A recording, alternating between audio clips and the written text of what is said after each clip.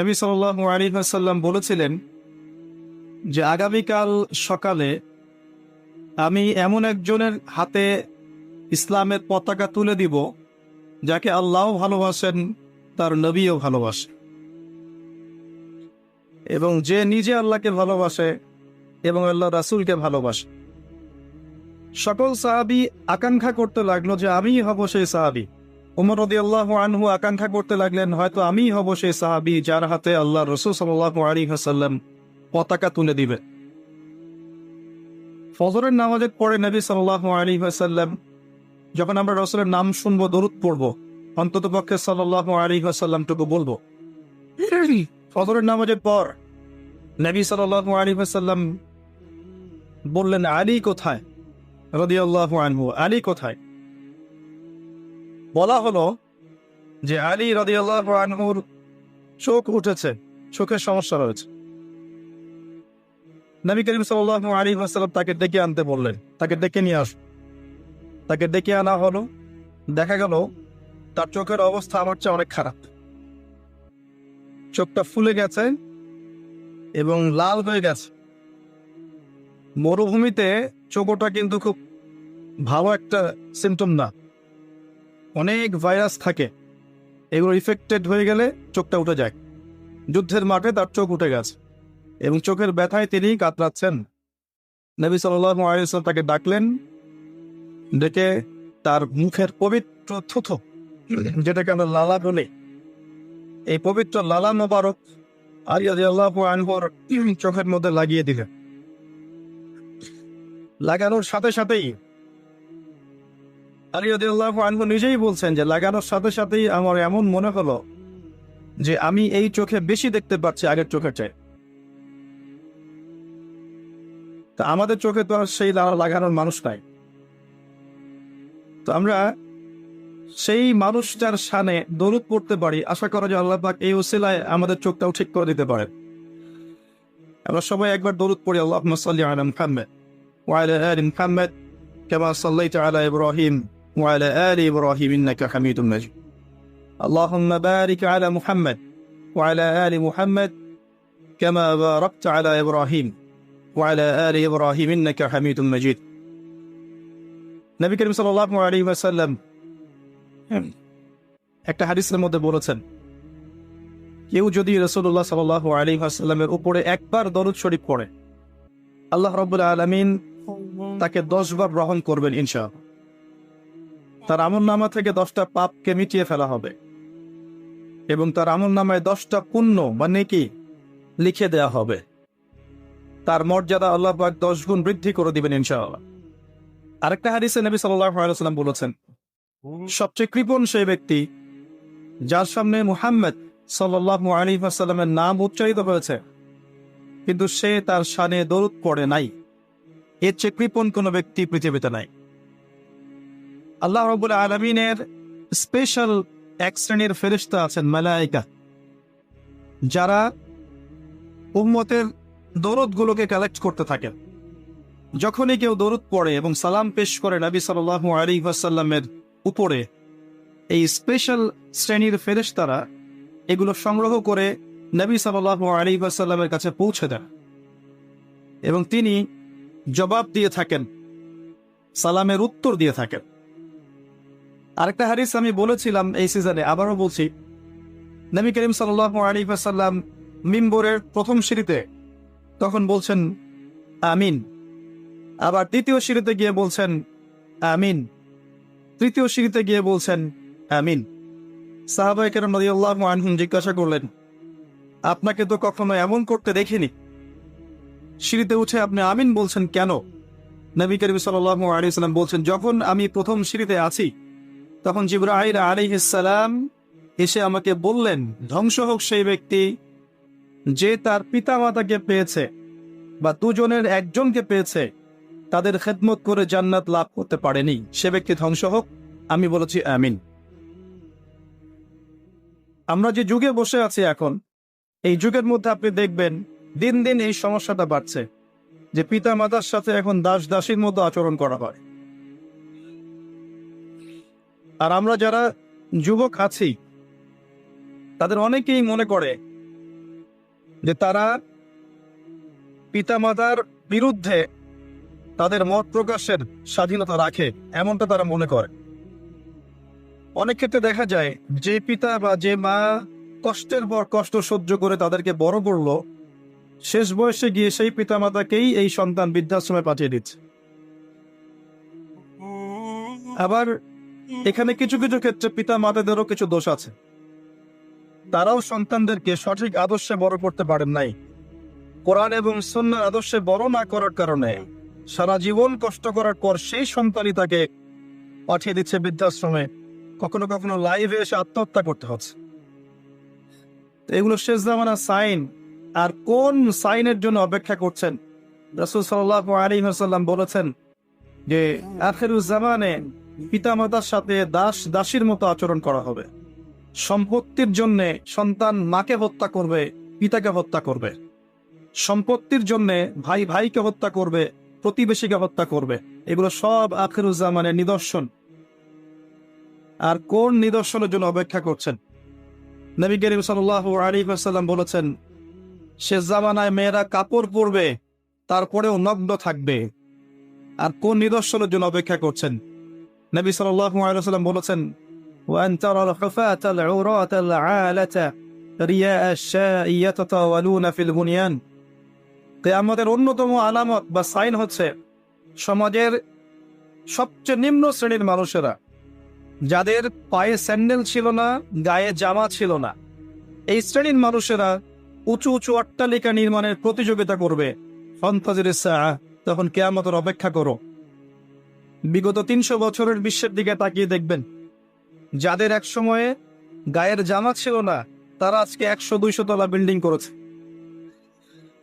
প্রতিটা সেক্টরেই, ব্যক্তিগত জীবনে এমন হয়েছে, পারিবারিকভাবে হয়েছে, সামাজিকভাবে হয়েছে, ওয়ার্ল্ড অ্যাফেয়ার্স এর ক্ষেত্রে হয়েছে। এমন অনেক কান্ট্রি ছিল যেই কান্ট্রির মাথাপিছু আয় ছিল একদম নিম্নমানের, হঠাৎ করে তেলের কুয়া পেয়ে গেল, বিক্রি করে করে করে করে 100 তলা, 200 তলা, 300 তলা। কে কার চেয়ে বেশি বিল্ডিং করবে? ভোগবিলাসী জীবনযাপনে ব্যস্ত হয়ে গেল এবং পশ্চিমাদেরকে বন্ধু বানিয়ে নিল, মুসলিমদের সম্পদ ওদের হাতে তুলে দিল। সব চলছে। কোন সাইনের জন্য অপেক্ষা করছেন? নবীজি বলেছেন সাল্লাল্লাহু আলাইহি ওয়াসাল্লাম, যখন দেখবে মেয়েদের সংখ্যা দিন দিন বাড়বে, ছেলেদের সংখ্যা কমতে থাকবে। যখন দেখবে মেয়েরা ছেলেদের পোশাক পরবে আর ছেলেরা মেয়েদের পোশাক পরবে। যখন মানুষ মাদক দ্রব্যকে হালাল করে নেবে, মানুষ মদ খাবে, নাম রাখবে ভিন্ন, মদের নাম উল্টা রেখে মদ খাবে। মানুষ জেনা করবে, জেনাকে বৈধ মনে করে করবে। এখনকার যে জেনারেশন ফ্রি মিক্সিং এ আছে, গার্লফ্রেন্ডের সাথে অ্যাফেয়ার করে, জেনা করে, পর্ন দেখে, পতিতালয়ে যায়, এরা জেনাকে হালালই মনে করে। এদের মধ্যে কেউই মনে করে না যে গার্লফ্রেন্ড বয়ফ্রেন্ডের সম্পর্কটা না যায়, সেটা মনে করে না। এদেরকে শেখানো হয়েছে এটা পবিত্র প্রেম, এদেরকে শেখানো হয়েছে এটা পবিত্র প্রেমের সম্পর্ক। এবং বিভিন্ন মুভিজ দেখে দেখে, গান শুনে শুনে, পর্ন দেখে দেখে, পশ্চিমা সংস্কৃতি এবং অপসংস্কৃতি দেখে দেখে এদের মাইন্ডসেটটা এমন হয়ে গেছে, এরা এটাকে হালাল মনে করছে। আজকের টাটকা নিউজ হচ্ছে যে বিগত 8 দিনে এদেশের মাটিতে 41টা শিশুকে ধর্ষণ করা হয়েছে। আমি অনেক দিন আগে বলেছিলাম, যখন ফ্রি মিক্সিং বাড়বে, নারী পুরুষের এই অবাধ মেলামেশা বাড়বে, তখন ধর্ষণ ডে বাই ডে বাড়তে থাকবে, জেনা ডে বাই ডে বাড়তে থাকবে। এবং যত বেশি মেয়েরা বেপরদায় বাইরে ঘুরবে এবং পুরুষের পোশাক পরে ঘুরবে এবং এমন পোশাক পরে ঘুরবে যেই পোশাক পরেও তারা নগ্ন, তত বেশি ধর্ষণ বাড়বে, আর জেনা বাড়বে, পরকীয়া বাড়বে, ব্যভিচার বাড়বে। এগুলো যখন বাড়বে, বাড়তে বাড়তে এমন একটা পর্যায়ে যাবে যে মানুষ মেয়েদের দিক থেকে আকর্ষণ হারিয়ে ফেলবে, তখন ছেলে ছেলের সাথে জেনা করবে। এটা এখনকার নতুন সমস্যা। পুরো বিশ্ব জুড়ে এই সমস্যা চলছে, ইনক্লুডিং আমাদের কান্ট্রিতে এই সমস্যা চলছে। সমকামীরা এখন অধিকার খুঁজছে, তাদের সংগঠন আছে, তারা অধিকারের আন্দোলন করতে চেষ্টা করছে। এবং বিশ্বের মিডিয়াগুলো বোঝাচ্ছে মানুষকে যে এটা হচ্ছে মানুষের ব্যক্তি স্বাধীনতা, বাক স্বাধীনতা। একজন মানুষ চাইলেই একটা ছেলেকেও বিয়ে করতে পারে, চাইলে মেয়েকেও বিয়ে করতে পারে। বলেন আউযুবিল্লাহ। এদের পরিণতি কি হবে সেটাও শুনে রাখেন। একটা সম্প্রদায় ছিল বিশ্বের বুকে, ইতিহাস কোরআনে আছে, ইতিহাস হিস্ট্রি ডিপার্টমেন্টে নাই। প্রকৃত ইতিহাস আল কোরআনে আছে, যে ইতিহাস 100% সত্য, এখানে মিথ্যা লেশ মাত্র নাই। কোরআনের পাতায় পাতায় বিচরণ করেন, একটা সম্প্রদায় পাবেন, কওমে লূত। লূত আলাইহিস সালামের কওম, সাদুম গোত্র, সাদুম। এখনকার জর্ডান, এই জর্ডানের পাশে একটা সাগর আছে, ডেড সি বা মৃত সাগর। এই সাগরের পাশে এদের কলোনি ছিল। এখানে আল্লাহ রাব্বুল আলামিন লূত আলাইহিস সালামকে নবী হিসেবে পাঠান। লূত আলাইহিস সালাম তাদেরকে দাওয়াত দেন, তাদেরকে বোঝান, তোমরা এমন একটা পাপ করছো যেই পাপ বিশ্বে কখনো কেউ করে নাই। তোমরা মহিলাদের সঙ্গ বাদ দিয়ে ছেলেদের কাছে যাচ্ছ। তিনি এত বড় মনের নবী ছিলেন, যিনি এমন ভাবে বলেছেন যে যদি তোমাদের বিয়ে করতে হয়, প্রয়োজনে আমার মেয়েদেরকে বিয়ে করে নাও। হ্যাঁ, তোমাদের যদি বিয়ে করতে চাও আমার মেয়েকে বিয়ে করে নাও, তাও পাপ কাজে যেও না। কত বড় মনের নবী হলে কথা বলতে পারেন। উম্মাকে বোঝাচ্ছেন, তোমরা সমকামিতায় যেও না, পবিত্র সম্পর্কে থাকো, প্রয়োজনে আমার মেয়েকে বিয়ে করো। চিন্তা করতে পারেন। তার কাছে জিবরাইল আলাইহিস সালাম এবং মিকাইল আলাইহিস সালামকে পাঠানো হলো শিশু, মানে যুবক, ইয়াং যুবকের বেশে, এবং তার কম বাসায় এসেছে। এসে জিবরাইল এবং মিকাইল আলাইহিস সালামকে অফার করছে। কথা কি বুঝতে পারছেন? লূত আলাইহিস সালাম বলছেন, মেহমানদের সামনে আমাকে ছোট করো না, মেহমানদের সামনে আমাকে অপমান করো না, অপদস্থ করো না। তখন এই কওম বলছে, লূত তুমি খুব ভালো করেই জানো আমরা কি উদ্দেশ্যে এখানে এসেছি। তখন লূত আলাইহিস সালাম বলছেন, আলাইসা মিনকুম রাজুলুন রাশীদ, তোমাদের মধ্যে কি একটা ভালো মানুষ আর বাকি নাই? এরপরে আল্লাহ রাব্বুল আলামিন জিবরাইল এবং মিকাইল আলাইহিস সালামের মাধ্যমে এই পুরো কওমটাকে, জমিনটাকে মাটি থেকে তুলে আকাশে নিয়ে গিয়ে, মহাকাশে নিয়ে গিয়ে পাথর বর্ষণ করে সবগুলোকে থেতলা করে একদম উল্টাই দিলেন জর্ডানের উপরে। ওই জায়গাটা একটা সাগর হয়ে গেছে এখন, তার নাম ডেড সি, মৃত সাগর, যেই সাগরে আপনি ডুববেন না। আপনি লাফ দিলে ওই সাগরে ডুববেন না। ওখানে কোনো প্রাণী জন্ম নেয় না, কোনো প্রাণের অস্তিত্ব নাই সেখানে। এমন ভাবে আল্লাহ জায়গাটাকে অভিশপ্ত করে দিলেন। এ হচ্ছে কওমে লূতের শাস্তি। আখিরুজ্জামানেও যেই দেশ বা যেই সমাজ বা যেই ব্যক্তি যে পরিবার এই কাজগুলোতে সম্পৃক্ত থাকবে, সমকামিতায়, তাদের সেম পরিণত হবে, এটা দেখে নিয়ে এর কোনো ডাউট নাই, এটা হবেই। আর শেষ জামানায় যারা সুদের মধ্য দিয়ে আল্লাহ এবং তার রাসূলের সাথে যুদ্ধ করছে, তাদেরও একই পরিণত হবে। এটা সময়ের অপেক্ষা মাত্র। এখন আপনি আর কোন সাইনের জন্য অপেক্ষা করছেন? যখন সমকামিতা দিন দিন বাড়তে থাকবে, এর সাথে আরেকটা সমস্যা বাড়বে, সেটা হচ্ছে চাইল্ড অ্যাবিউজিং বা শিশুদেরকে ধর্ষণ করা। ডে বাই ডে বিগত 8 দিনে এখানেই 42 জন শিশুকে ধর্ষণ করা হয়েছে, রিপোর্ট, সেকুলার মিডিয়া রিপোর্ট। আমাদের মেয়ে সন্তানদেরকে কার কোলে তুলে দিচ্ছেন? আপনার বাচ্চা সেফ না? কি পরিমাণ মানসিকতা নিচু হয়ে গেছে আমাদের, খেয়াল করে দেখেন। বিয়েকে কঠিন করে দেওয়া হয়েছে, জেনাকে উন্মুক্ত করে দেওয়া হয়েছে, ফ্রি মিক্সিং থেকে উন্মুক্ত করে দেওয়া হয়েছে, এবং এটাকে আমরা অ্যাপ্রিসিয়েট করছি, উৎসাহিত করছি। প্রত্যেক ঘরে ঘরে ছেলে মেয়েরা এখন ফ্রি মিক্সিং এর বয়ফ্রেন্ড গার্লফ্রেন্ড সম্পর্কে জেনায় লিপ্ত হচ্ছে, বই এক্সচেঞ্জ করছে, নোট এক্সচেঞ্জ করছে, একসাথে পড়াশোনা করছে, কফি খাচ্ছে, ঘুরছে ফিরছে, ডেটিং করছে, এক পর্যায়ে বেডে গিয়ে সেক্সুয়াল সম্পর্ক করছে, এবং এটাকে আমরা বলছি পবিত্র প্রেম। নাউযুবিল্লাহ। এবং এটি স্কুল লাইফ থেকে শুরু হয়ে কলেজ, বিশ্ববিদ্যালয়, চাকরি ক্ষেত্র, ব্যবসা ক্ষেত্র, প্রতিটা সেক্টরে ছড়িয়ে পড়েছে। ইভেন দেখা যায় পলিটিক্যাল মিছিলের মধ্যেও মেয়ের সামনে পিছনে ছেলেরা। প্রতিটা সেক্টরে ফ্রি মিক্সিং, এভাবে কাঠামো নষ্ট করে দেওয়া হয়েছে। এর উপরে আবার আছে পর্নোগ্রাফি, যার মধ্য দিয়ে যুব সমাজকে পশু বানিয়ে ফেলা হয়েছে। যে মানুষ পর্ন আসক্ত, সে কখনো একটা মেয়ের দিকে সম্মানের চোখে তাকাতে পারে না। তার কাছে মনে হয় মেয়ে হচ্ছে একটা গোশতের টুকরা, একে ভক্ষণ করতে হবে, ভোগ করতে হবে, এতটুকুই। আমরা যখন আমাদের মায়ের দিকে তাকাই, আমরা কি এরকম ভোগের দৃষ্টিতে তাকাই? আমার বোনের দিকে যখন তাকাই, তাকে কি ভোগের দৃষ্টিতে তাকাই?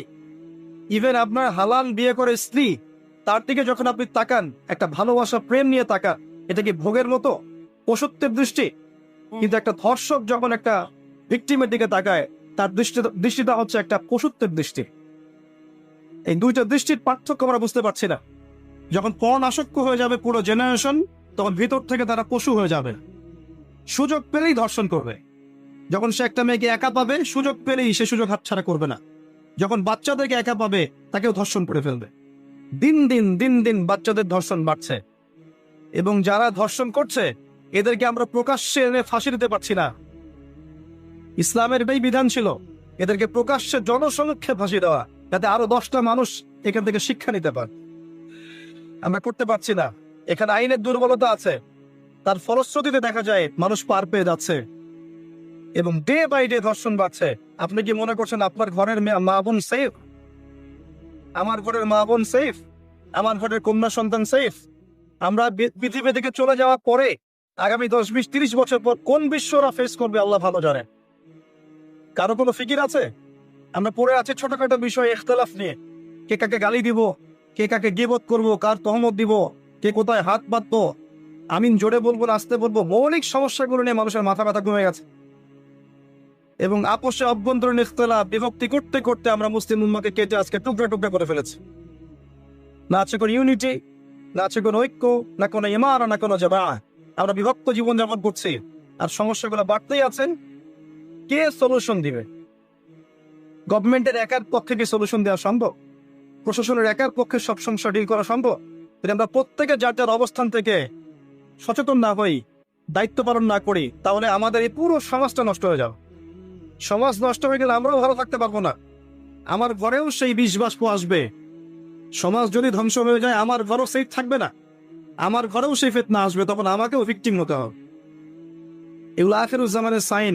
ডে বাই ডে রেপ বাড়বে, দেখবেন চাইল্ড অ্যাবিউজিং বাড়ছে। আমি আপনাকে এর পরের লেভেলটাও বলে দিচ্ছি, মিলিয়ে নিয়ে আজ থেকে 5-10 বছর পরে ইনশাআল্লাহ তাআলা যে মানুষগুলো বাহ্যিক জ্ঞান এবং অভ্যন্তরীণ জ্ঞানকে কাজে লাগিয়ে আল্লাহর নূর দিয়ে পৃথিবীটাকে দেখবে, তারা আপনাকে আগামী দিন সম্পর্কে কিছুটা হলেও সতর্ক করতে পারবে ইনশাআল্লাহ।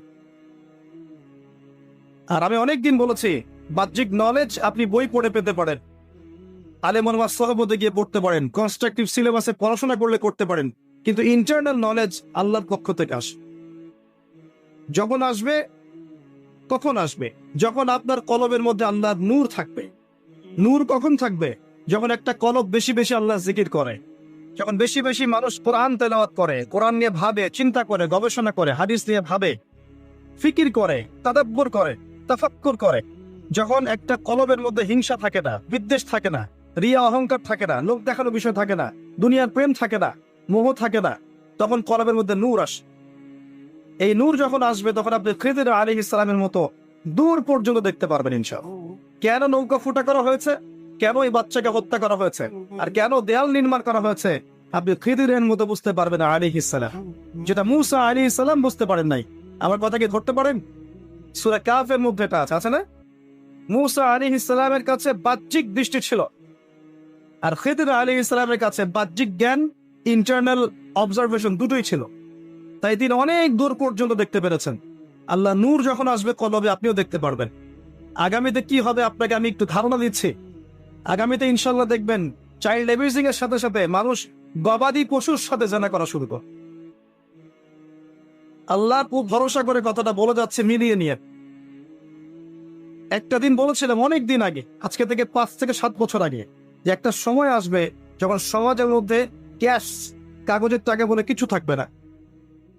একটা সোসাইটি আসবে ক্যাশলেস সোসাইটি, তাহলে ডিজিট পার করবেন, জাস্ট ডিজিট পাস করবেন, electronic money, everywhere electronic money. আসবে বিটকয়েন, আসবে ক্রিপ্টোকারেন্সি। সবচেয়ে ডেঞ্জারাস বিষয় হচ্ছে ক্রিপ্টোকারেন্সির, যে ক্রিপ্টোকারেন্সির উপরে গভর্নমেন্টের কোনো নিয়ন্ত্রণ থাকবে না। এটা সবচেয়ে মারাত্মক বিষয়। একটা বড় পরিসরের রাষ্ট্রকে দেউলিয়া বানানো সম্ভব এই পলিসির মধ্য দিয়ে। যারা ইকোনমিক সেকশনে পড়াশোনা করেন, গবেষণা করেন, তাদের কাছে জিজ্ঞাসা করেন। আর তাদের কাছে জিজ্ঞাসা করেন যারা নর্মাল ইকোনমিক্স এর সাথে ইসলামিক ইকোনমিক্স জানে, তাদেরকে জিজ্ঞাসা করবেন। একমুখী শিক্ষায় শিক্ষিতদেরকে জিজ্ঞাসা করলে আপনি সলিউশন পাবেন না। বাংলাদেশে সবচেয়ে ভালো বিষয় হচ্ছে, মেবি 2006 বা 2012 বা 14 সালটা আমার ঠিক মনে নাই, এই ক্রিপ্টোকারেন্সি ইউজিংটাকে বাংলাদেশ গভর্নমেন্ট হারাম করেছিল এবং অনেক দূরদর্শিতার পরিচয় দিয়েছেন এখানে। আমি ধন্যবাদ জানি তাদের। যতদিন যাবে এই ফেতনাগুলো বাড়তে থাকবে, মানুষকে লুটে নেওয়া হবে এভাবে। আপনার আমার সম্পদ সুদের মধ্য দিয়ে লুটে নেওয়া হয়েছে। সম্পদ পেপার মানির মধ্য দিয়েও সাক করা হয়েছে। পৃথিবীর একটা অংশ দিন দিন ধনী হয়েছে, আর একটা অংশ ডে বাই ডে প্রপার্টি ডিস্ট্রিবিউশনের মধ্যে চলে গেছে। এগুলো বুঝতে আরো সময় লাগবে, আরো দিন যেতে দেন, 5 বছর 10 বছর যাক, আপনারা নিজেরাই বুঝতে পারবেন ইনশাআল্লাহ তাআলা। বিষয়টা হচ্ছে যে এগুলো ভবিষ্যৎবাণী নয়, এগুলো বর্তমান। যখন মানুষ বাহ্যিক এবং আভ্যন্তরীণ জ্ঞান রাখবে না, তার কাছে বর্তমানের ঘটনাকে ভবিষ্যৎ মনে হবে। বর্তমান সম্পর্কে মানুষ যখন ওয়াকেফাল থাকবে না, গাফেল থাকবে যে বিশ্বে কি হচ্ছে, কি চলছে, জিওপলিটিক্সে কি চলছে, মিলিটারি সেকশনে কি চলছে, ইকোনমিক্সে কি চলছে, এই ফিতনাগুলোর মধ্যে, তখন মানুষের কাছে মনে হবে এগুলো হয়তো ভবিষ্যৎবাণী। আসলে এগুলো ভবিষ্যৎবাণী নয়, এগুলো সবই বর্তমান। বর্তমান সম্পর্কে আপনি অজ্ঞ বলেই বা আপনি জ্ঞান অর্জন করার ফিকির নেই বলেই আপনার কাছে এগুলোকে ভবিষ্যৎবাণী মনে হচ্ছে। আপনি 2 চোখ খোলেন, খিদিরের মতো হন আলাইহিস সালাম, আপনি দেখবেন সবকিছু আপনার কাছে স্পষ্ট হয়ে যাবে ইনশাআল্লাহ।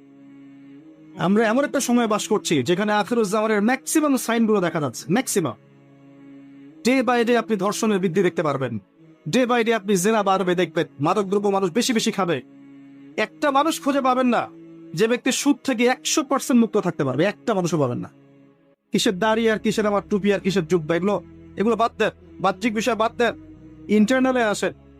মনে করেন আমি একটা বাসায় ভাড়া থাকি, এখন বাসার মালিক লোন নিয়ে বাড়ি করেছে, আমার মতো আরো 10টা ভাড়াটিয়া আছে, সবার টাকা নিয়ে সে লোন শোধ করছে, পরোক্ষভাবে আমিও সুদ খাচ্ছি, এখানে আমিও সুদের সাথে সম্পৃক্ত আছি।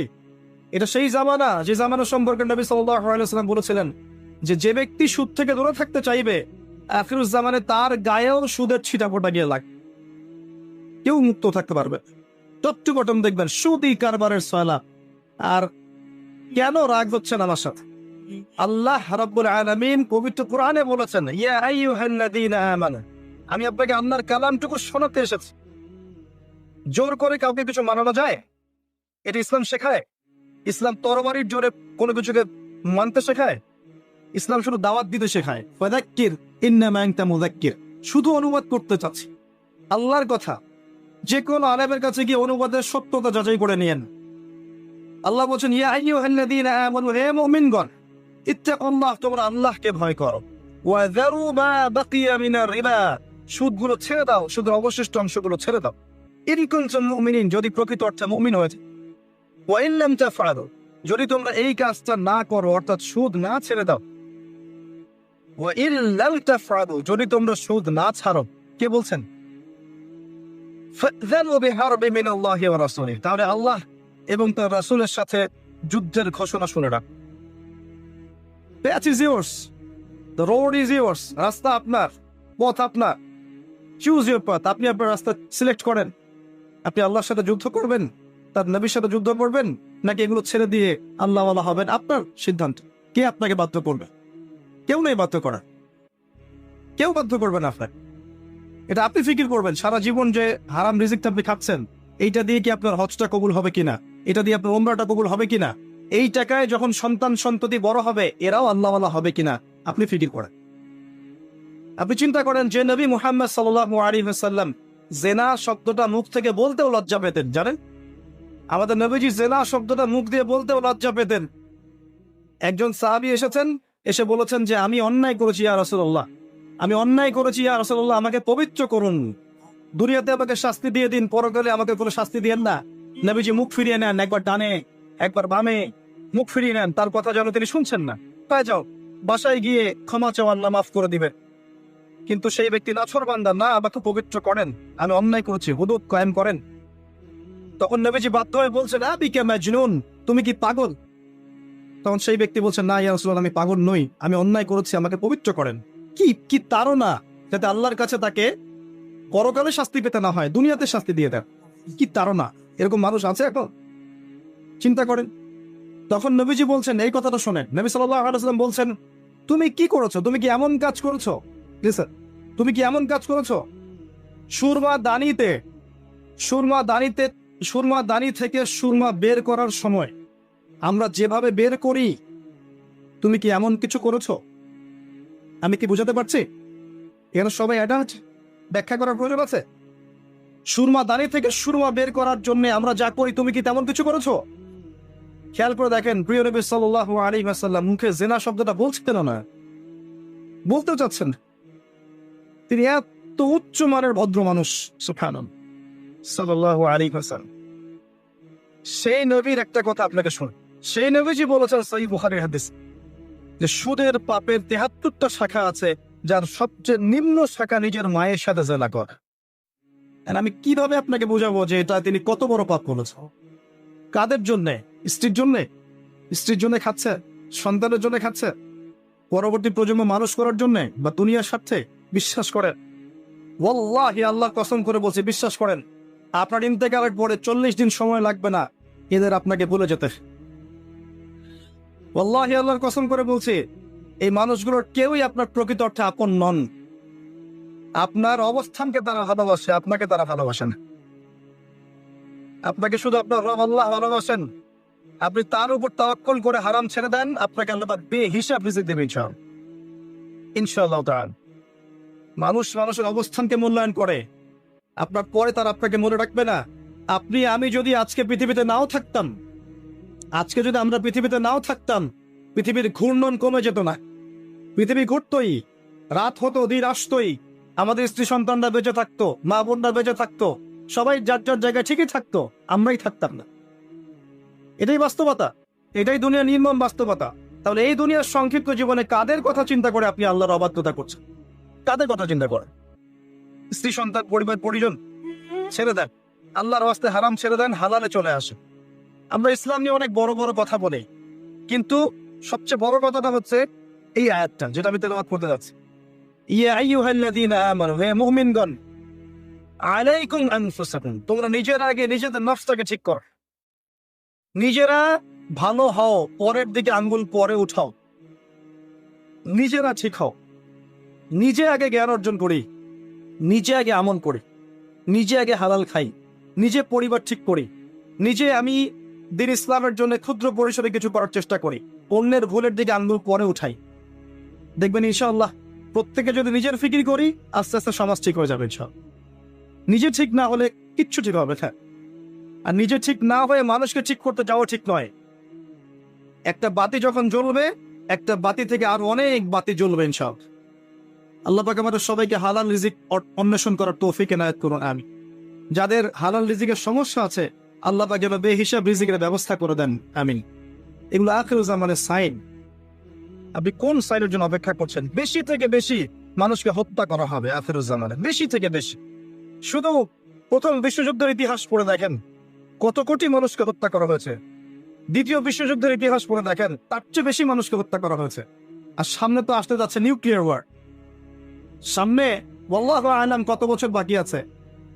বিশ্বের পররাষ্ট্রনীতি যারা বোঝে, মিলিটারি সায়েন্স যারা বোঝে, পলিটিক্স যারা বোঝে, তারাও আজকে একমত যে বিশ্ব একটা তৃতীয় বিশ্বযুদ্ধের মুখে দাঁড়িয়ে আছে।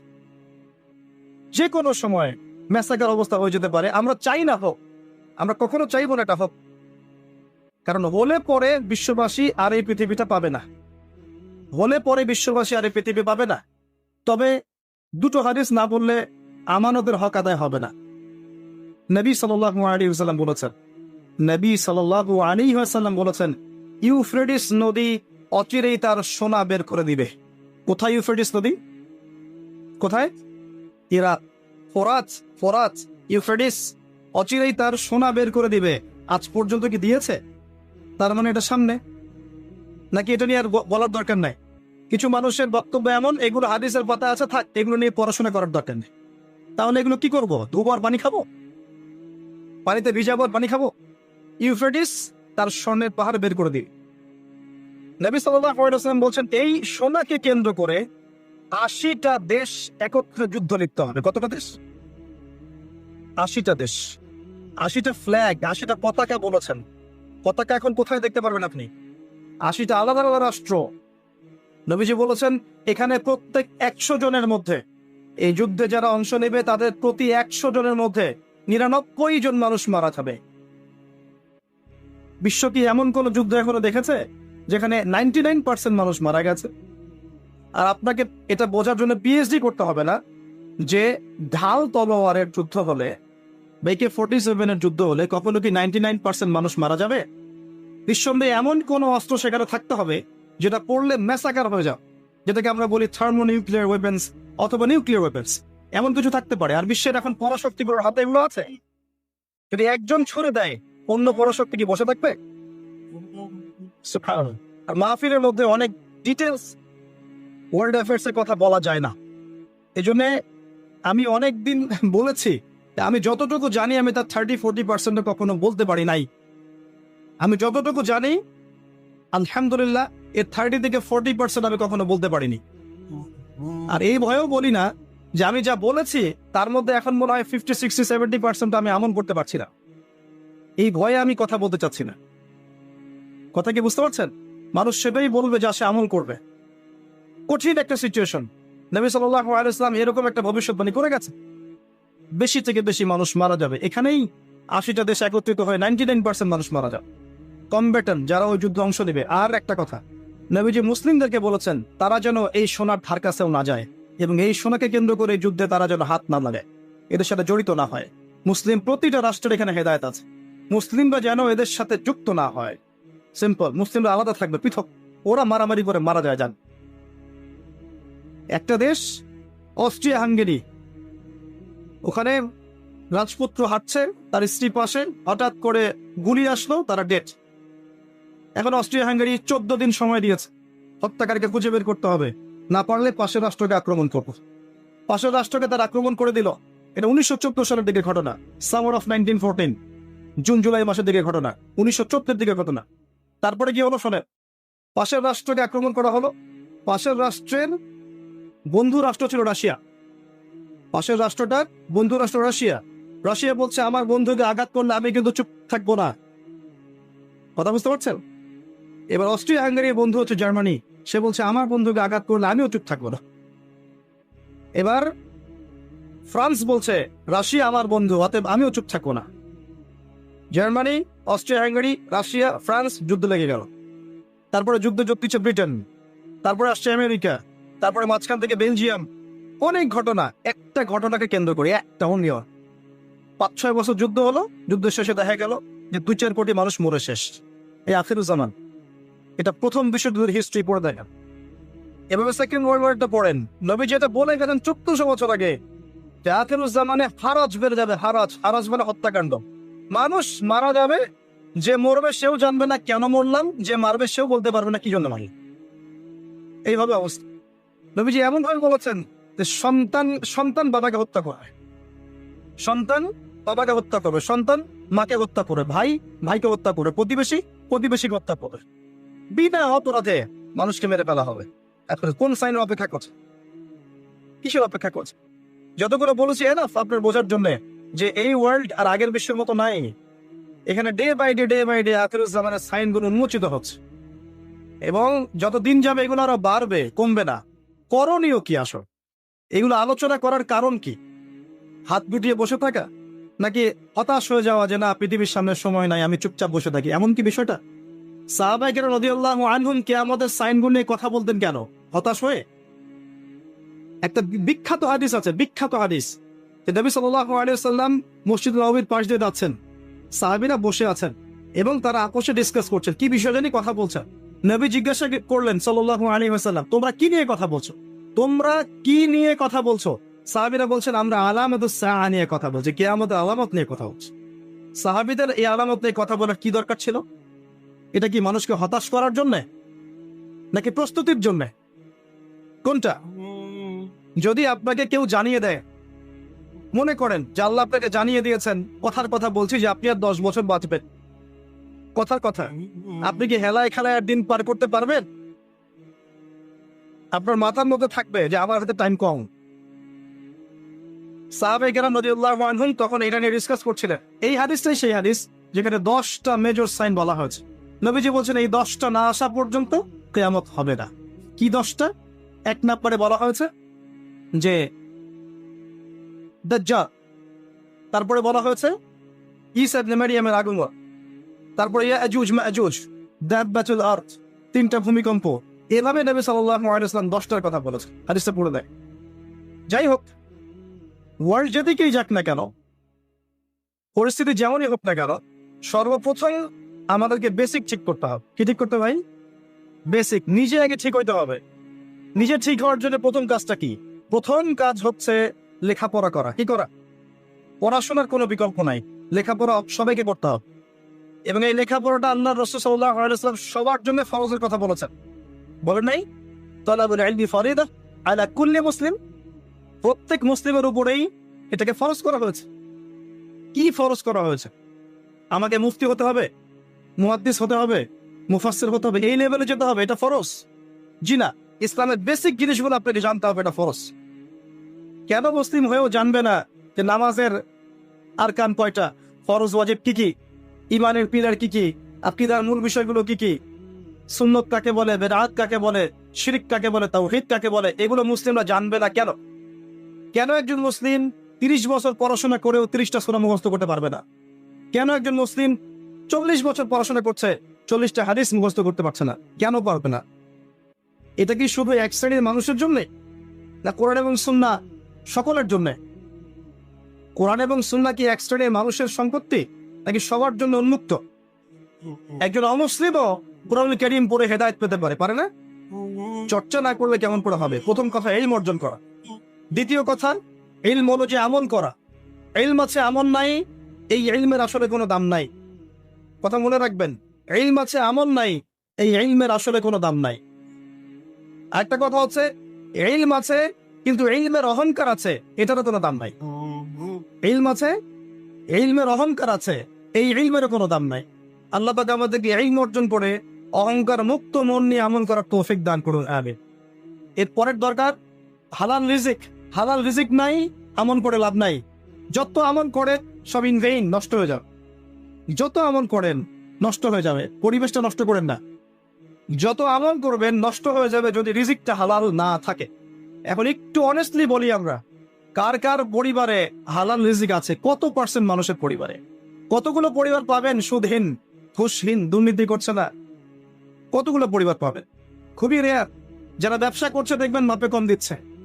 এই যে রমজান আসছে, দেখবেন তেলের লিটার চলে যাবে এত 500, 600, 1000। কি জন্যে? মানে আগেই প্ল্যান করা শেষ, এই রমজান আমাকে কোটিপতি হওয়াই লাগবে, মাল সিন্ডিকেট করা অলরেডি শেষ। ব্যবসায় যদি আপনি মাপে কম দেন, সিন্ডিকেট করেন, কৃত্রিম সংকট তৈরি করেন, গভর্নমেন্টকে বিব্রতকর অবস্থায় ফেলেন, আপনিও সমান অপরাধী, এবং এই রিজিকটাও হারাম। ব্যবসা করার পরেও আপনি হারাম রিজিকের মধ্যে আছেন। এই কৃত্রিম সংকট তৈরি করবেন না। আল্লাহর ওয়াস্তে রমজান মাসে মানুষকে আরো বেশি বেশি খাওয়ান, পণ্যের দাম কমিয়ে দেন, মানুষকে কাপড় দেন, খাদ্য দেন, এতিমের পাশে দাঁড়ান, বিধবার খোঁজ নেন, যাকাত গুলো দিয়ে দেন, সাদাকা বেশি বেশি করেন, কোরআন বেশি বেশি তেলাওয়াত করেন, রমজান মাসে আত্মশুদ্ধির পথে হাঁটেন। কেন আপনি রমজান মাসে দুনিয়ার স্বার্থ চিন্তা করবে? আল্লাহ পাক বোঝার তৌফিক দান করুন। বেসিক কাজ হচ্ছে আমাদের পারিবারিক আদর্শ ঠিক করতে হবে। এটা কঠিন, কারণ ম্যাক্সিমাম পরিবারের লোকজন কথা শোনে না। দেখবেন আপনি ইমানদার, ইমানের পথে চলছেন, পরিবারের লোকজন কথা শুনবে না, এমনটা হতে পারে। এবং এটা সুন্নাহ। নূহ আলাইহিস সালামের জীবনে দেখেন একই সুন্নাহ। লূত আলাইহিস সালামের স্ত্রী ঈমান আনে নাই, নূহ আলাইহিস সালামের স্ত্রী ঈমান আনে নাই, ইব্রাহিম আলাইহিস সালামের বাবা ঈমান আনে নাই, নূহ আলাইহিস সালামের ছেলে ঈমান আনেনি। কোথায় যাবেন? মুহাম্মদ সাল্লাল্লাহু আলাইহি ওয়াসাল্লামের চাচারা অনেকেই ঈমান আনে নাই। তো আপনজনরা কথা নাও শুনতে পারে, তখন আপনাকে স্বতন্ত্র ইসলামিক পরিবার গড়ে তুলতে হবে। পারা যাবে? হালাল খাবেন, স্বতন্ত্র ইসলামিক আদর্শ পরিবার গড়ে তুলবেন। পরিবারের মধ্যে তাওহীদ থাকবে, সুন্নাহ থাকবে, তালিম থাকবে, পর্দা থাকবে, ইসলামী অনুশাসন এবং সংস্কৃতি থাকবে। সারা দুনিয়ায় গোল্লায় যায় যাক, আপনি পরিবারটা ঠিক রাখবেন। পারা যাবে ইনশাআল্লাহ? পরিবারগুলো ঠিক করলে সমাজ ঠিক হবে ইনশাআল্লাহ আযজা ওয়া জাল। বেসিক কাজে আসেন। আল্লাহ পাক আমাদেরকে প্রতিভা দেননি, সবাইকে কিছু না কিছু প্রতিভা দিয়েছেন এবং নিয়ামত দিয়েছেন। কাউকে জমি দিয়েছেন, কাউকে টাকা দিয়েছেন, কাউকে বুদ্ধি দিয়েছেন, কাউকে বলার ক্ষমতা দিয়েছেন, কাউকে লেখার ক্ষমতা দিয়েছেন। প্রত্যেকের এই প্রতিভাগুলোকে ইসলামের স্বার্থে ব্যয় করা যায় না? যার যার অবস্থান থেকে দিনের কোনো ফিকির করা যায় না? একটা মসজিদ করেন, একটা মাদ্রাসা করেন, একটা ভালো স্কুল করেন, একটা ভালো বিশ্ববিদ্যালয় করেন, কলেজ করেন, একটা ইকোনমিক কোনো প্রজেক্ট করেন, কিছু একটা করেন, ইতিম প্রজেক্ট করেন, মেয়েদের নিয়ে কোনো প্রজেক্ট করেন, মেয়েদেরকে সেলাই মেশিন দেওয়ার মতো কোনো প্রজেক্ট করেন, বিধবাদের খোঁজ দেন, কিছু একটা করেন, মানবতার কল্যাণে কিছু করেন, যাতে করে ইসলামের সৌন্দর্যতা সবার সামনে প্রস্ফুটিত হয়। পারা যায় না? অল্প অল্প কাজগুলোতে ইসলামের কল্যাণ হয় না? এগুলো একসাথে হলে দিনের খেদমত হবে না? এই দিন এক শ্রেণীর মানুষের সম্পত্তি নয়, আমাদের সবার মহব্বতের জায়গা দিন। আমরা যদি সবাই সবার জায়গা থেকে কাজ করি, ইনশাআল্লাহ দেখবেন দেশ এগিয়ে যাবে, জাতি আগাবে, গভর্নমেন্টের জন্য ভালো, উম্মার জন্য ভালো, সবার জন্য ভালো হবে ইনশাআল্লাহ তাআলা। আর যত বেশি আমরা কোরআন এবং সুন্নাহ থেকে দূরে সরে যাব, তত বেশি নৈতিক জায়গা থেকে আমরা সরে আসব, নৈতিকতার অবক্ষয় হবে। আপনি দেখবেন সমাজে মেসাকার অবস্থা সৃষ্টি হবে, সমাজে বেনামাজি লোকের সংখ্যা বাড়বে, সুদখোরের সংখ্যা বাড়বে, ধর্ষক বাড়বে, চোর বাড়বে, ডাকাত বাড়বে, ছিনতাইকারী বাড়বে, জুয়াখোর বাড়বে, লুচ্চা মানুষ বাড়বে, ডে বাই ডে বাড়তে থাকবে। তখন সমাজের কাঠামো আপনি ঠিক করতে পারবেন না, তখন প্রশাসনিক চাপ দিয়ে কিন্তু এদেরকে আপনি সঠিক লাইন আনতে পারবেন না। কারণ মেরে আর পিটিয়ে কয়টা মানুষকে লাইনে আনা যায় যদি আত্মার ভিতরে পরিবর্তন না আনা যায়? আত্মিক পরিবর্তন কে দিবে ইসলাম ছাড়া? আত্মার পরিবর্তন কে দিবে কোরআন এবং সুন্নাহ ছাড়া? এগুলোর মধ্য দিয়ে মানুষের আত্মাটাকে পরিবর্তন করা সম্ভব। ইনশাআল্লাহ দেখবেন সমস্যাগুলো সলভ হয়ে যাবে। যদি আমরা এই দায়িত্ব পালন করতে না পারি, যদি আমরা এই দায়িত্ব পালন করতে ব্যর্থ হই, আল্লাহ পাকের একটা সুন্নাহ আছে, সুন্নাহটা হচ্ছে নাসুল্লাহ ফানাসিয়াহুম।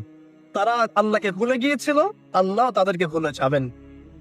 এটা আবাবেই পাখি পাঠানোর যুগ নয়, এটা আবরাহার যুগ নয় যে আসমান থেকে পাথর বর্ষণ করে জুলুমের এগেইনস্টে প্রতিবাদ করা হবে, এমনটা নয় এখন। এটা কোন যুগ? এটা এই যুগ। ইন তানসুরুল্লাহ ইয়ানসুরকুম, তোমরা আল্লাহর দ্বীনকে সাহায্য করো, আল্লাহ তোমাদেরকে সাহায্য করবেন ইনশাআল্লাহ। ওয়া ইউসাব্বিত আকদামাকুম, আল্লাহ তোমাদের পাকে দৃঢ় রাখবেন ইনশাআল্লাহ। এটা সেই যুগ। কোন যুগ? ইন্নাল্লাহা লা ইউগাইয়িরু মা বিকওমিন হাত্তা ইউগাইয়িরু মা বিআনফুসিহিম, আল্লাহ পাক কোন কওমের অবস্থা ততক্ষণ পরিবর্তন করেন না যতক্ষণ নিজেরা নিজেদের অবস্থা পরিবর্তনের চেষ্টা না করে। আলাইকুম আনফুসাকুম, নিজের নফসের খবর নেন, নিজের আত্মশুদ্ধির খবর নেন, নিজের আমলনামা হিসাব করেন।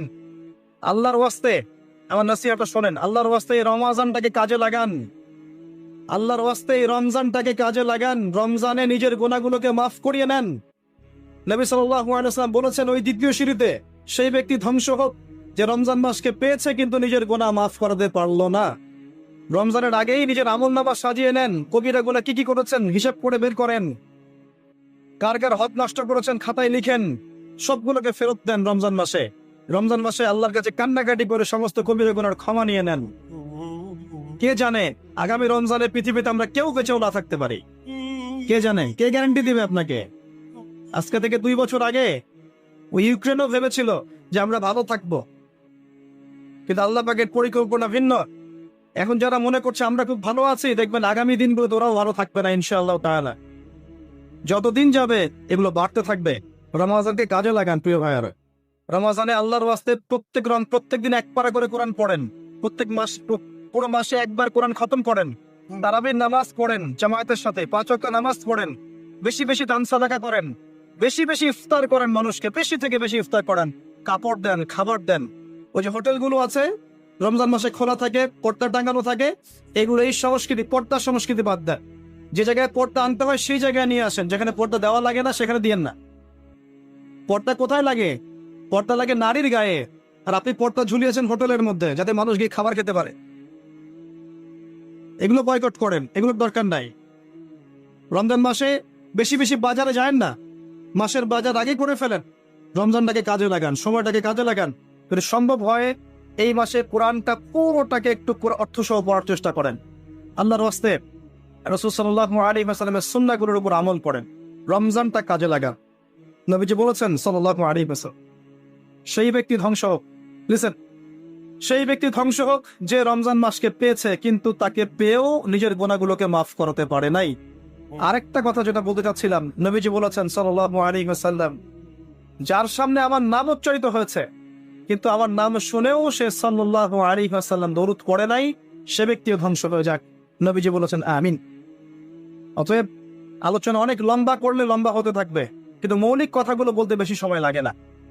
সুদীর্ঘ সময়ে সুরে নামাজ করে, জিকিরের নামে ডিজে জিকির করে, মানুষকে হাসি খুশি দিয়ে রং তামাশা করে মাহফিলের সময় নষ্ট করার কোনো মানে হয় না।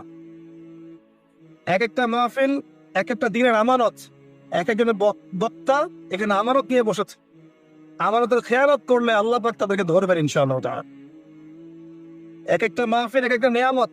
এত বেশি মাহফিল অন্য কোন দেশে হয় বলে আমাদের জানা নাই, কিন্তু আমরা মাহফিলের বিষয়গুলোকে নষ্ট করে ফেলছি। এটাকে আমরা সিন্ডিকেট বানাচ্ছি, প্রফেশনাল ভাবে নিচ্ছি, এখানে দুনিয়ার স্বার্থকে আমরা জড়িয়ে ফেলেছি। আল্লাহ পাক আমাদেরকে বোঝার তৌফিক দান করুন। এখানে অনেকেই দেখা যায় অনলি ফর আইওয়াজ শোডাউনের জন্য আসে, অনলি ফর জাস্ট একবার দেখার জন্য, চিড়িয়াখানার প্রাণীর মত সেলফি তোলার জন্য, ভিডিও করার জন্য, ইউটিউবিং এর জন্য, ডলার কামাই করার জন্য। কি দরকার আছে? প্রয়োজন নাই। লৌকিকতা ছেড়ে দেন, আল্লাহর জন্য, আল্লাহ দিনের জন্য কাজ করে।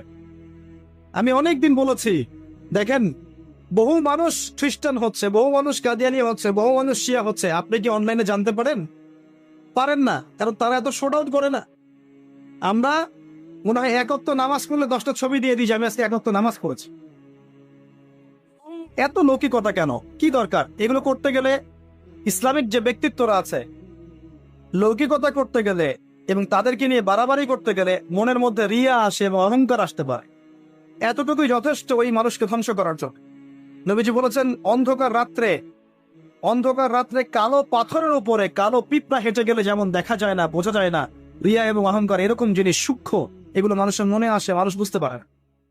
অতএব লৌকিকতা করবেন না, বেসিক কাজগুলো করেন। আমার কথা যদি একটু হার্শ মনে হয়, আল্লাহর ওয়াস্তে ক্ষমা করবেন, কিন্তু বাস্তবতা এরকম। এগুলো বাস্তবতা ইসলাম সেই স্বর্ণযুগে নাই। এখন আমরা একদম বেসিক একটা জায়গায় আছে। এখন ওমর রাদিয়াল্লাহু আনহুর যুগ নয়, আবু বকর সিদ্দিক, উসমান, আলীর যুগ নয়, এমনকি এখন উমাইয়া আব্বাসীয় খেলাফত নয়, উসমানীয় খেলাফত নয়। এখন আমরা এমন একটা জেনারেশনে বাস করছি যে সারা ওয়ার্ল্ডের নেতৃত্ব দিচ্ছে ইসলামের দুশমনরা। এখানে আপনি যদি বেসিক ঠিক না করতে পারেন, 20 তলার স্বপ্ন দেখে লাভ নাই। যদি আমরা বেসিক ঠিক না করতে পারি, নিজেরা ভালো না হয়, প্রত্যেকটা বেসিক কাজ ঠিকঠাক মতো করতে না পারি, আমাদের বাচ্চাদেরকে ঠিক মতো মানুষ করতে না পারি, পারিবারিক আদর্শ সুন্দর না করি, কোরআনওয়ালা না হই, সুন্নাওয়ালা না হই, তাসকিয়া না অর্জন করি, আলেম ওলামার সহবতে না যাই, আত্মশুদ্ধি না অর্জন করি, সময়গুলোকে কাজে না লাগাই, আল্লাহর কসম করে বলছি, আল্লাহ পাক কি করবেন জানেন?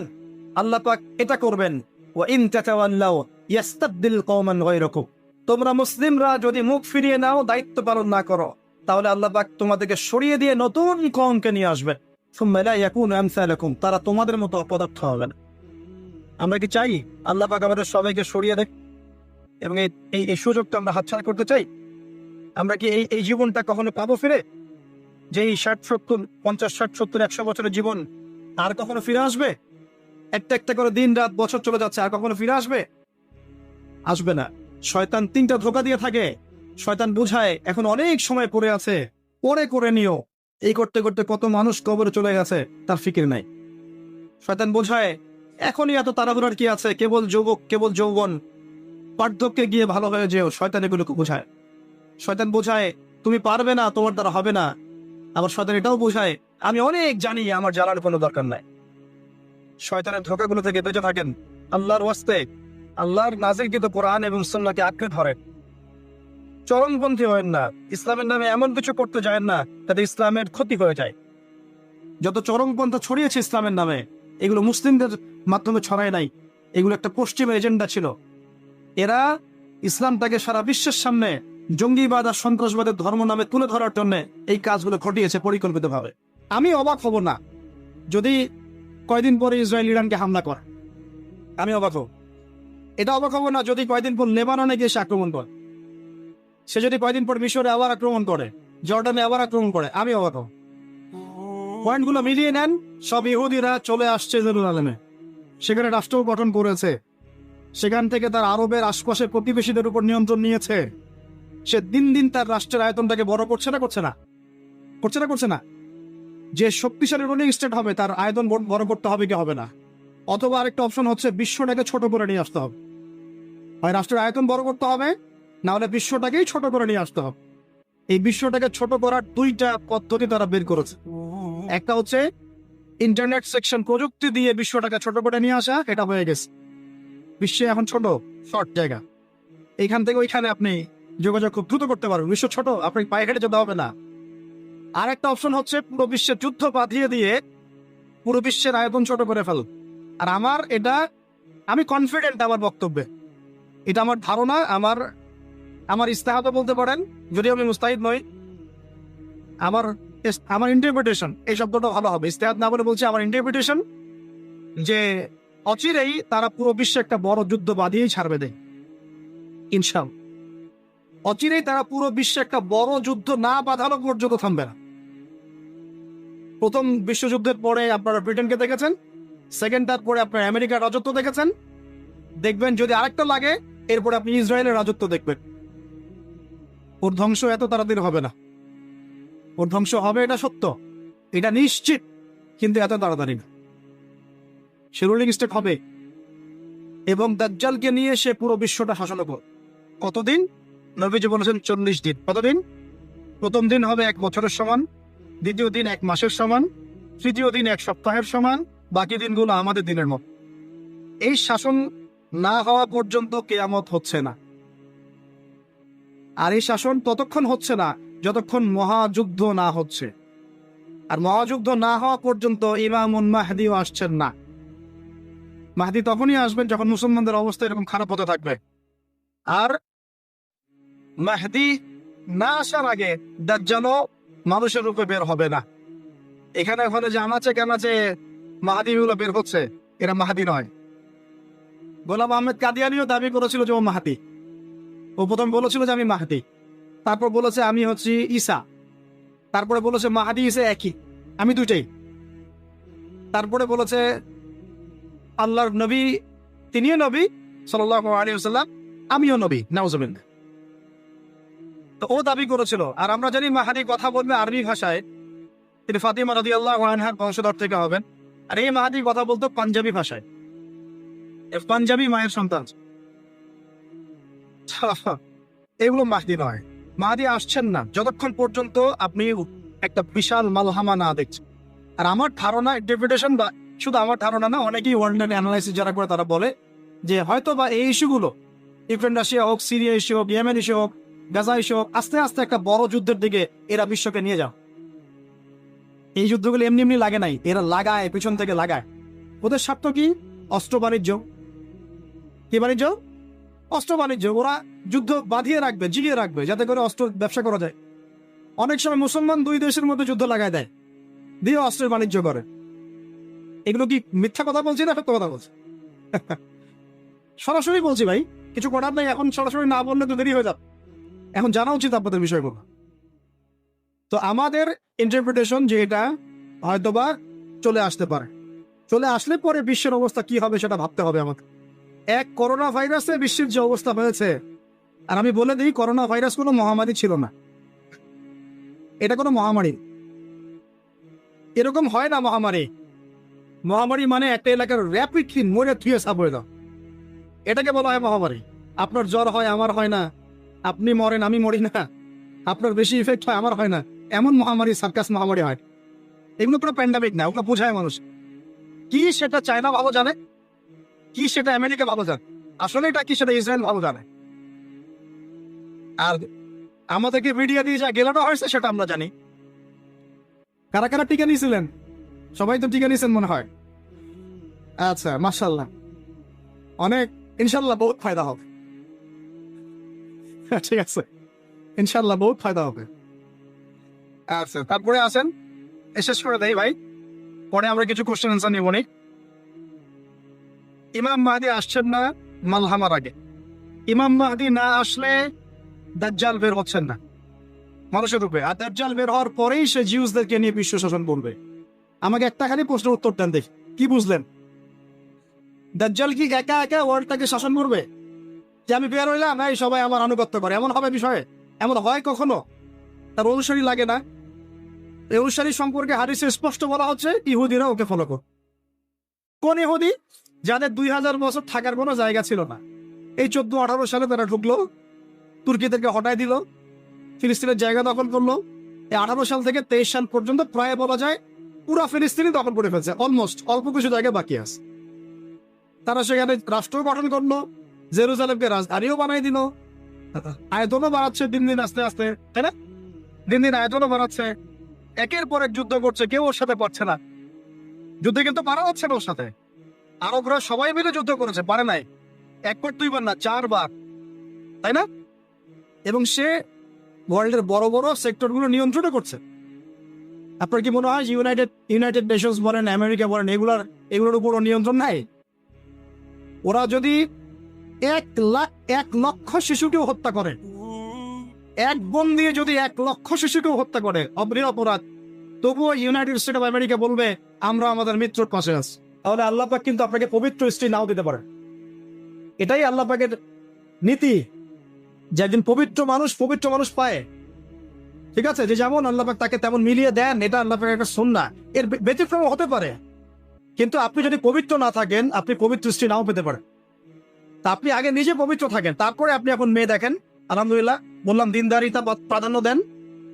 এখানে হাদিসে এটা বলা হয় নাই যে 4টা গুণ দেখে বিয়ে করো, বরং বলা হয়েছে 4টা গুণ দেখে সাধারণত বিয়ে করা হয়। ঠিক আছে, করো আদেশটা এমন নয়, ইনকাহ কথাটা এমন নয়, বা ইনকাহু এমন নয়। তুনকাহু মানে বিয়ে সাধারণত করা হয়। কেউ টাকা দেখে, কেউ সৌন্দর্য দেখে, কেউ দেখে বংশ। তুমি দেখো দিন, নবীজি বলছেন তুমি দিন দেখো, তাহলে তোমার হাত ধুলে ধূসরিত হবে, মানে ধ্বংস হয়ে যাবে তো। আর দিন দেখার ক্ষেত্রে শুধু বাইরের গেট আপটা যথেষ্ট নয়, তার পড়াশোনা দেখেন, তার হিস্ট্রি ঘাটবেন, তার অতীতে সে কোথায় কোথায় পড়াশোনা করেছে, কি করেছে, খোঁজ খবর নেবেন। হুট করে তাড়াহুড়া করে কোনো ডিসিশন নিয়ে ফেলবেন, এটা খুব ভুল করে মানুষ। ঠিক আছে, তার হিস্ট্রি ঘাটেন, যে সে কোথায় পড়াশোনা করেছে, কি করেছে না করেছে, তার পরিবারের বায়োডাটা ঘাটেন, তার পরিবারের সদস্যরা কেমন, নামাজ পড়ে কিনা, তার ইসলামের প্রতি কেমন ধারণা পোষণ করে। তার মাকে দেখেন, তার মা পর্দা করে কিনা, তার মা ইসলামের উপর আছে কিনা। তার নানিকে দেখেন, তার পরিবার বর্গকে দেখেন, তারপর একটা আপনি ডিসিশন নেওয়াটা সহজ হবে। এগুলোর চেয়ে ব্যতিক্রম হতে পারে, ওই আজারের পরিবার ইব্রাহিমের জন্ম হতে পারে, ফেরাউনের আন্ডারে আসিয়ার জন্ম হতে পারে, থাকতে পারে, কিন্তু এটা ব্যতিক্রম। নর্মালি কিন্তু সবসময় এমনটা হয় না।